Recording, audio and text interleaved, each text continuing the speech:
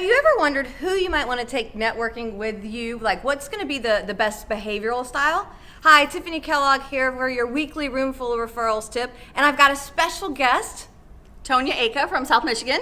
And she's also a facilitator, trainer, franchise owner of Asentiv. And we were talking about, when you go networking, which type of behavioral style do you want to invite? And so I was hoping you could tell us, like, what would be the advantage of taking a go-getter? What would be the advantage of taking a promoter? And go through all 4 styles if you don't mind. Great, yeah, so taking a go-getter with you, they like to fix things. They like to get things done. They like to make things happen. So if you are one of those individuals who goes to events and you're not quite sure how to navigate through the crowd or who you should be introduced to, go with a go-getter, because they're going to help you figure it out.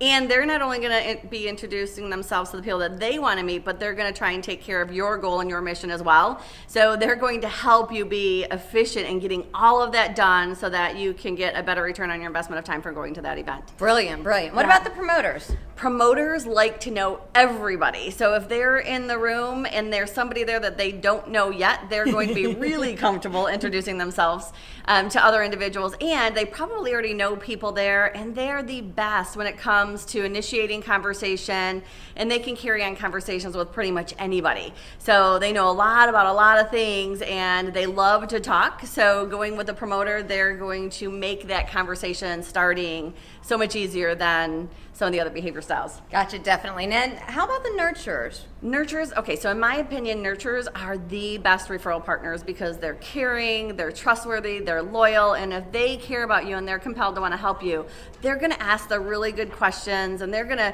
do the deeper dive in the relationship and really get to know people to make sure that that introduction is going to be a good fit.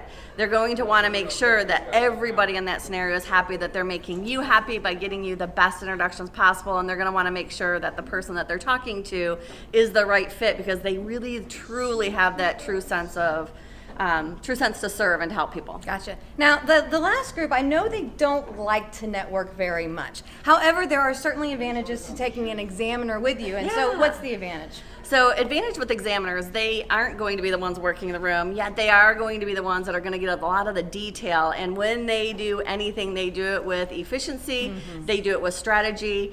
And when you're networking with them, they are going to put together that process in the system. They're going to ask the really good questions to make sure that it's a good fit. They're going to ask the detailed questions. They're not going to be introducing you to a lot of people, but when they do make those introductions, it's going to be good, high quality, effective, efficient introductions.